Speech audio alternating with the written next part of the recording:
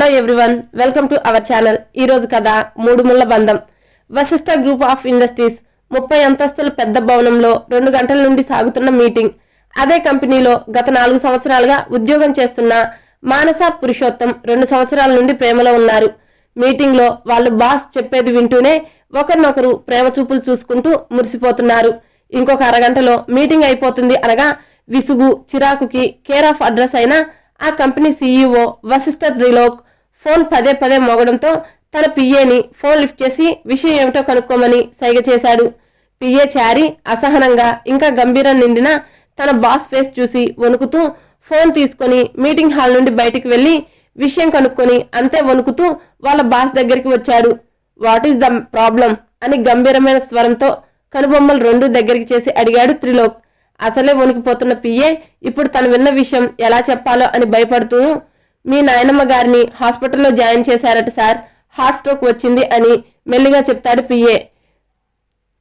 What అని meeting will continue by my manager అని తన మేనేజర్కి అజయ్కి అప్పగించి పరుగు లాంటి నడకతో స్టెప్స్ దిగుతూ సెల్లార్ చేరుకున్నాడు త్రిలోక్.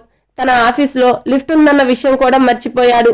వాళ్ళ నాయనమ్మకి బాలేదనే విషయం తెలిసి గంటలో చేరుకోవాల్సిన హాస్పిటల్కి 20 నిమిషాల్లో చేరుకుంది తన కార్ సెల్లార్లో పార్క్ చేసి హడావిడిగా లోపలికి వెళ్లి కౌంటర్లో జానకమ్మ గారి అని ఒక అరగంట క్రితం ఇక్కడ అడ్మిట్ చేశారు, ఇప్పుడు ఎక్కడ ఉన్నారు అని అడుగుతాడు త్రిలోక్.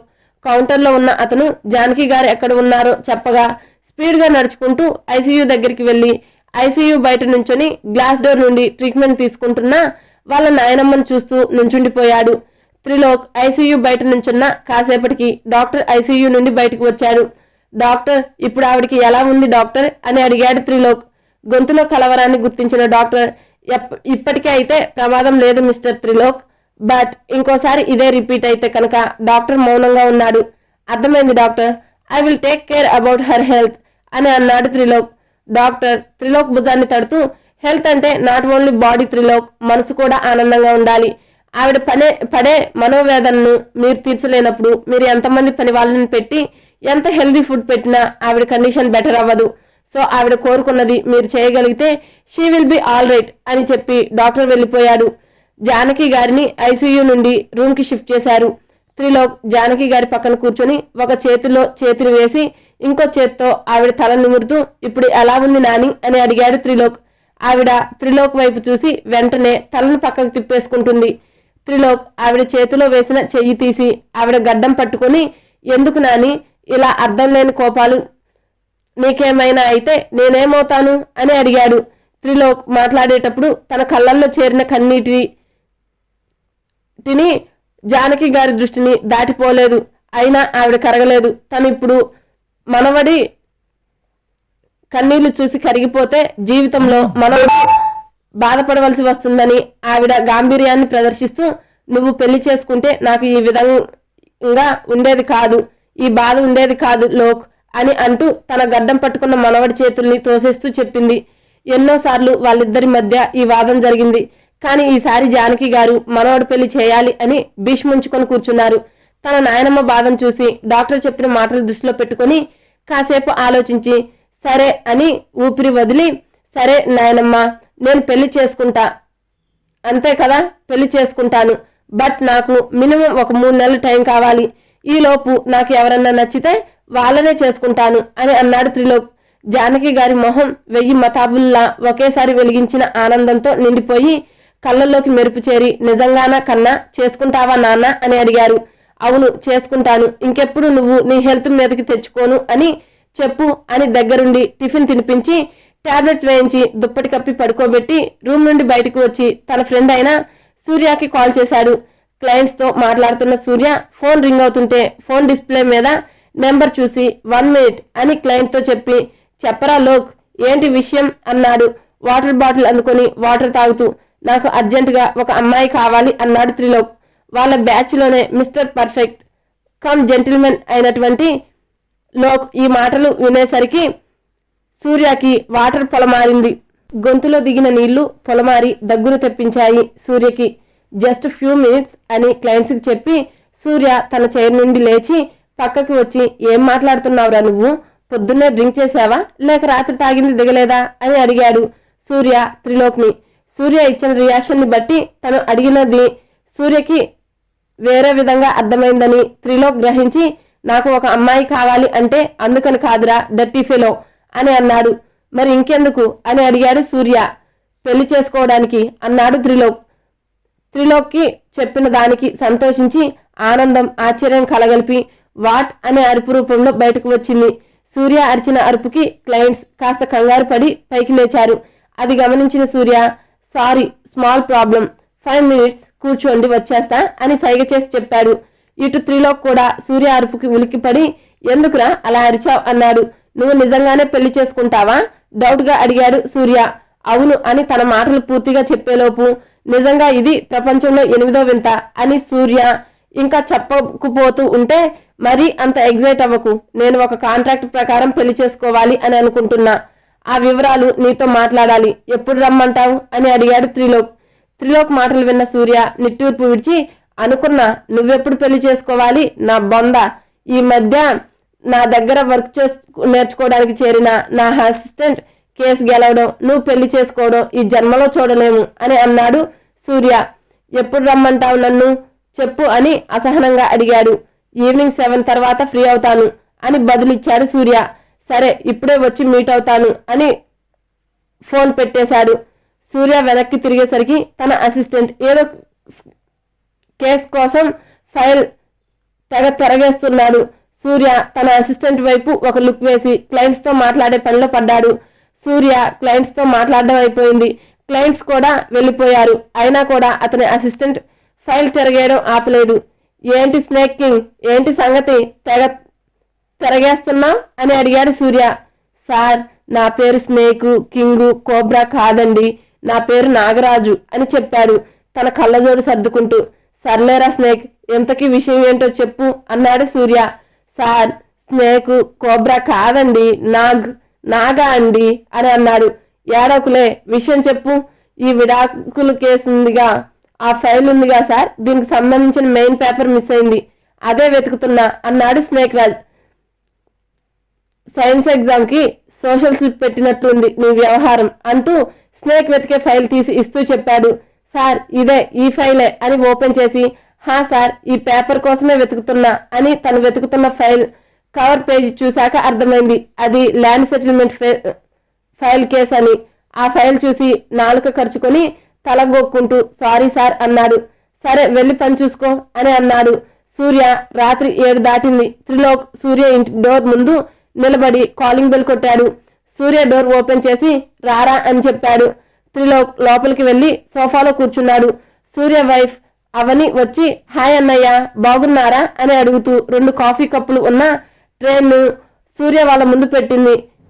ఒక కప్పు కాఫీ అందుకొని బాగున్నాను తల్లి అని చెప్పాడు. అవని లోపలికి వెళ్ళిపోయింది. సూర్య కాఫీ కొంచెం సిప్ చేసి వేడిగా అనిపించి టీపాయ్ మీద పెట్టాడు. త్రిలోక్ కాఫీ తాగుతూ తన ఆలోచనల్ని సూర్య ముందు ఉంచాడు. సూర్యకి దెబ్బకి షాక్ కొట్టినట్టు టీపాయ్ మీద పెట్టిన కాఫీని గడగడ తాగేశాడు. రేయ్ మెల్లగా, అది కాఫీరా మంచినీళ్ళు కాదు అని అన్నాడు త్రిలోక్. సూర్య కాఫీ తాగుతుంటే తమరు పొద్దున్నే ఇచ్చిన షాక్ కి ఏంటో తెలియట్లేదు, కానీ నువ్వు చెప్పిన కండిషన్స్ కి ఒప్పుకొని ఏ అమ్మాయి అయినా నిన్ను పెళ్లి చేసుకుంటుందా అసలు అని అడిగాడు సూర్య. డబ్బుకు లొంగని వాళ్ళు ఎవరు ఉండరు, కానీ వెతుకు, 3 months లో దొరకాలి నాకు అని చెప్పాడు త్రిలోక్. ఏంటమ్మా 3 months లో దొరకాలా? నువ్వేమన్నా ఆన్లైన్ లో సూట్ ఆర్డర్ పెట్టమంటున్నావా ఏంటి? వామ్మో, ఇలాంటి కండిషన్స్ కు ఒప్పుకునే అమ్మాయిని ఇప్పుడు ఎక్కడైనా వెతికి చావను అని అన్నాడు. డబ్బు ఎలాంటి వాటినైనా మార్చేస్తుంది, ప్రాణంగా ప్రేమించిన ప్రేమనే మార్చిన డబ్బు అని త్రిలోక్ నోటికి మాటకు వచ్చి కన్నీళ్ళకి పని చెప్తాడు. ఇంకొక మాట మాట్లాడినా గతాన్ని తలుచుకొని బాధపడతాడని సూర్య కూడా కాసేపు మౌనం తర్వాత, సరే 3 months టైం ఉందిగా, ఈ లోపు దొరుకుతుంది, నేను హెల్ప్ చేస్తానని నీకు అని అన్నాడు. సరే అని అక్కడి నుండి హాస్పిటల్కి వెళ్ళాడు. త్రిలోక్ వెళ్ళాక వీడి గతాన్ని మరిపించి వీడి అభిప్రాయాన్ని తప్పు అని సరిచేసి వీడికి ముక్కుతాడు వేసే బుట్టబొమ్మ ఎక్కడ ఉందో అని అనుకున్నాడు సూర్య. ఉదయానికి స్వాగతం పలికే సూర్యుడికి స్వాగతం పలికేటట్టుగా ఉంది ఆ ఇంటి ముందు వేసిన రంగవల్లి. ధరణి ముగ్గు వేయడం పూర్తయిందా? త్వరగా ముగ్గు పూర్తి చేసి రాతల్లి, పెళ్లి వాళ్ళు వచ్చే టైంకి పనులన్నీ పూర్తి చేసుకుని బ్యాంకుకి కూడా వెళ్ళొచ్చేయాలి.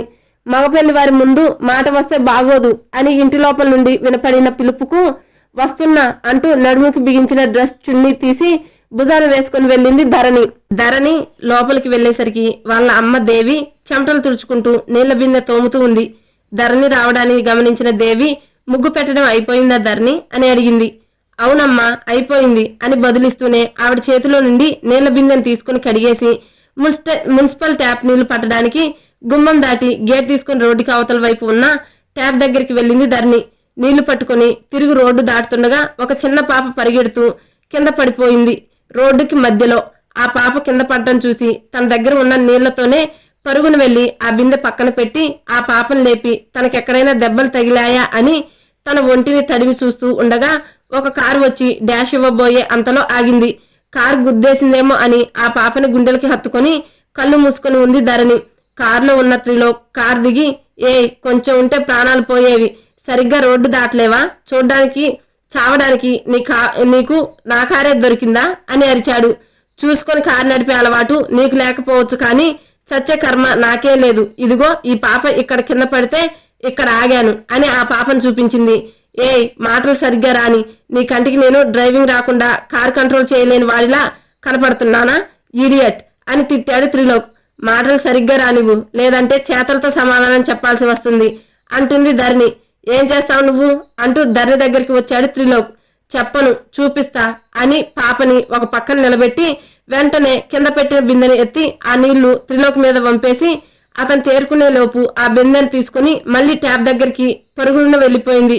త్రిలోక్ తన మీద పడిన నీళ్లని తల విదిలించి కళ్ళు మూసుకొని తెరిచేలోగా జనం గుంపులుగా ఉన్న మున్సిపల్ ట్యాప్ దగ్గరికి వెళ్ళిపోయింది. అక్కడ అందరూ ఆడవాళ్లే ఉండడంతో గొడవ ఎందుకు అని ధరణిని వేలు చూపించి బెదిరిస్తూ ఉంటే ధరణి నాలుక కొంచెం బయటపెట్టి ఎక్కిరించింది. ధరణి ఆ పాపని తన అన్నయ్యకి ఇచ్చేసి నీళ్లు పట్టి ఇంటికి వెళ్లి బియ్యం కడుగుతుంది. దేవి వంట పని మొదలు పెట్టడానికి కూరగాయలు కోస్తూ బియ్యం కడుగుతున్న ధరణిని చూస్తూ ధరణి అని పిలిచింది. దేవి చెప్పమ్మా అంటుంది ధరణి. ఈ అమ్మ మీద కోపంగా లేదారా తల్లి అని అడిగింది దేవి. దేవి గారి ప్రశ్నకి ధరణి చేస్తున్న పనిని ఆపేసి అదేంటమ్మా అలా అడిగావంది. అక్క పెళ్లి కోసం నిన్ను చాలా ఇబ్బంది పెడుతున్నాను కదా అంటుంది దేవి.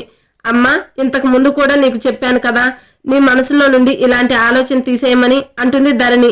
అది కాదురా ధరణి, ఇంటికి మగపిల్లాడిలా అన్ని నువ్వే చూసుకుంటున్నావురా. మా కోసం నీ రెక్కలు ముక్కలు చేసుకుని కుటుంబం బరువు అంతా నీ నెత్తిన వేసుకున్నావు అని దేవి అంటూ ఉండగా ఆవిడ మాటలకి మధ్యలోనే ఫుల్ స్టాప్ ఇస్తూ అమ్మా మీరు నాకు బరువు కాదు బాధ్యత. నన్ను నానపోయాక మా అందరినీ నీ కళ్ళల్లో పెట్టుకుని పెంచావు. నీ ఆలోచనలు మనసులో నుండి తీసేసి మన ఇంట్లో జరిగే మొదటి శుభకార్యం ఇది. ఇలా బాధపడకూడదు అని ఆవిడ కన్నీళ్లు తుడుస్తూ చెబుతుంది ధరణి. ఇద్దరూ కలిసి వంట పని పూర్తి చేశారు. అమ్మ కాఫీ అంటూ వచ్చింది భవిత. ఇప్పుడు తెల్లారిందా అమ్మాయి గారికి అని అంటుంది దేవి. మరి అబ్బాయి గారి కోసం కళ్ళు అలసిపోయినట్టున్నాయి, అందుకే మెలకు వచ్చి ఉండదు అంతేనా అక్క అని ఆట పట్టిస్తూ అంటుంది ధరణి. చూడమ్మా ఇది నన్ను ఎలా ఏడిపిస్తుందో అని అంటుంది. మీ గిల్లి గజ్జాలు అన్నీ ఇంకొక 2 నెలలు అంతే, తర్వాత నువ్వు ఈ ఇంటి ఆడపిల్లవి కావు, అక్కడ ఆడపిల్లవి అవుతావు, కానీ ఇక్కడ అమ్మాయివి కాదుగా అని అంది దేవి కన్నీళ్లతో దాచేస్తూ. కన్నీళ్లని దాచాలి అని ప్రయత్నించిన దేవి విఫలమై ఆమె కన్నీళ్లు పిల్లల చూపులు దాటిపోలేదు. అమ్మా ఏడుస్తున్నావా అని అడిగింది భవిత. లేదురా, ఇవి ఆనంద బాష్పాలు. ప్రతి తల్లి తన కూతుర్ని పెళ్లి కూతురుగా చేసేటప్పుడు ఇలాగే ఆనందం పొంగుకుంటూ వస్తుంది అంటుంది దేవి. అమ్మా ఇంతకీ ఈ ఆనందాన్ని కిలోల్లో పొంగించలేదుగా, ఒకవేళ పొంగించావనుకో నీ కళ్ళ నుండి వచ్చే ఆనందపు జల్లులకి కూరల్లో ఉప్పు ఎక్కువైపోతుందేమో అమ్మా అని అంటుంది ధరణి. నిన్ను అని దేవి చేయి ఎత్తగానే సారీ అమ్మా అంటూ చెవులు పట్టుకుంటుంది. నువ్వు సారీ చెప్పడం ఏంట్రా అమ్మ ధరణి, భవిత మీరిద్దరూ ఎప్పటికీ ఇలానే కలిసిమెలిసి ఉంటూ మీ తమ్ముడిని జాగ్రత్తగా చూసుకోవాలి అని చెబుతూ ఇద్దరిని దగ్గరికి తీసుకుంది. కొన్ని క్షణాలు తల్లి లాలనలో బందీలు అయ్యారు ఇద్దరు. వీళ్ళు ఇలా ఉండగానే లోపలికి రావచ్చా ఆంటీ అంటూ గుమ్మం దగ్గర నిలబడి అడిగాడు హర్షవర్ధన్ పెళ్లి కొడుకు. హర్ష పిలుపుకి ముగ్గురు గుమ్మం దగ్గరికి వచ్చారు. హర్షాన్ని చూడగానే భవిత సిగ్గుపడుతూ నించుంది. బాబు మీరా, రండి బాబు, ఈ టైంలో వచ్చారు అంతా బాగానే ఉందా అని భయపడుతూ అడిగింది దేవి. అంతా బాగుంది, మీరు కంగారు పడకండి. నిన్న భవిత చెప్పింది ఇవాళ మీరు నిశ్చితార్థంలోనే కట్నం డబ్బులు ఇవ్వాలి అనుకుంటున్నారని. అందుకే నేను ఈ డబ్బు తీసుకొచ్చాను ఆంటీ అని ఆవిడ చేతిలో 3 లక్షలు పెట్టారు. అయ్యో బాబు, ఇదేంటి? వద్దు, మీ ఇంట్లో తెలిస్తే బాగోదు. అయినా ఇది పద్ధతి కాదు బాబు అని తిరిగి హర్ష చేతిలో పెట్టబోతుంటే, ఆంటీ మీరు ఇవి తీసుకోకపోతే నా మీద ఒట్టే అని అన్నాడు. అదేంటి బాబు అలా అనేశారు? ఆడపిల్లల్ని మేము మీకు ఇవ్వాలి గాని మీరు ఇలా చేయకూడదు అని అంది దేవి. ఎవరు చెప్పారు ఆంటీ ఆడపిల్ల వాళ్ళు తగ్గి ఉండాలి, కట్నం ఇచ్చి పెళ్లి చేసుకోవాలి అని అడిగాడు హర్ష. ఎప్పటి నుండో వస్తున్న ఆచారాలు బాబు ఇవి అని బదులు ఇచ్చింది దేవి. అసలు కట్నం ఆడపిల్లలకి ఎందుకు ఇవ్వాలి, ఎందుకు తగ్గి ఉండాలి ఆంటీ? నా దృష్టిలో మీరు మీ బిడ్డలను ఇంకో వంశాన్ని అభివృద్ధి చేయడం కోసం కన్యాదానం చేస్తున్నారు. మీరు దానం ఇచ్చేవారు అయితే మేము దానం పుచ్చుకునే వాళ్ళం. అంటే మీదే పై చెయ్యి, మీ దానాన్ని మేము స్వీకరించే వాళ్ళం అని అన్నాడు. హర్ష మాటలకి దేవికి తన కూతురికి మంచి మనసున్న భర్త దొరికాడన్న ఆనందంతో మళ్ళీ ఆనంద బాష్పాల ట్యాంక్ని వదిలింది. ఒక ఆడపిల్ల విలువని పెంచే వ్యక్తిత్వం ఉన్న వ్యక్తి భాగస్వామిగా దొరికినందుకు ఆ దేవుడికి మళ్ళీ థ్యాంక్స్ చెప్పుకుంటూ హర్ష వైపు ఆరాధనగా చూసింది భవిత. తమ కుటుంబ పరిస్థితులు అర్థం చేసుకునే వ్యక్తి దొరకడం ధరణికి కూడా ఆనందాన్ని తెచ్చిపెట్టింది. దేవి మాత్రం డబ్బు తీసుకోవడానికి ఇంకా ఆలోచిస్తూ ఉండగా హర్ష, ఆంటీ ప్లీజ్ తీసుకోండి, పెళ్లి అంటే చాలా ఖర్చులుంటాయి. మీకున్న హెల్త్ ప్రాబ్లంకి మంత్లీ మెడిసిన్స్కి చాలా ఖర్చు అవుతుంది. ఇంకా మీ ఆపరేషన్కి కూడా ధరణి ఒక్కతే కష్టపడుతుంది కదా. మీకు ఆపరేషన్కి సాయం చేయగలిగితే అంత స్తోమత లేకపోయినా నా వరకు చేయగలిగింది చేయనివ్వండి ఆంటీ, నన్ను మీ కొడుకుగా భావించండి అని అన్నాడు. హర్ష బలవంతం చేసేసరికి కాదనలేకపోయారు దేవి గారు. సరే ఆంటీ నేను బయలుదేరతాను అంటూ భవిత వైపు చూస్తూ అన్నాడు. భవిత కూడా సిగ్గుపడుతూ హర్ష వైపు చూసింది. వాళ్ళ చూపులు గమనించి ధరణి దేవితో, అమ్మ నువ్వు రెడీ, నేను ఈ లోపు ఇల్లంతా సర్దేస్తాను అని వాళ్ళిద్దరు మాట్లాడుకుంటారు, మనం వెళ్దాం అని సైగ చేస్తూ చెప్పి వాళ్ళ అమ్మని తీసుకుని లోపలికి వెళ్ళిపోయారు. ధరణి లోపలికి వెళ్ళి ధరణి కిచెన్లో క్లీన్ చేసే పనిలో పడిపోతే వాళ్ళ అమ్మ ధరణిని, నువ్వు కూడా నీ గతాన్ని మర్చిపోయి నీ జీవితంలో కూడా అమూల్యమైన వివాహ బంధంలోకి ఎప్పుడు అడుగు పెడతావు అని ఆలోచనలో పడింది. దేవి తమకి ప్రైవసీ ఇవ్వడానికే ధరణి వాళ్ళు అమ్మని తీసుకొని వెళ్ళిపోయింది అని అర్థమైన హర్ష భవిత వైపు అడుగులు వేస్తూ హర్ష ఊపిరి భవితకి తగిలే అంత దగ్గరలో వచ్చి నుంచొని ఉన్నాడు. అసలు త్రిలోక్ గతం ఏంటి, అలాగే ధరణి గతం ఏంటి తెలుసుకోవాలనుకుంటే ముందు జరగబోయే స్టోరీ వినాల్సిందే. Please subscribe to my channel. Thank you.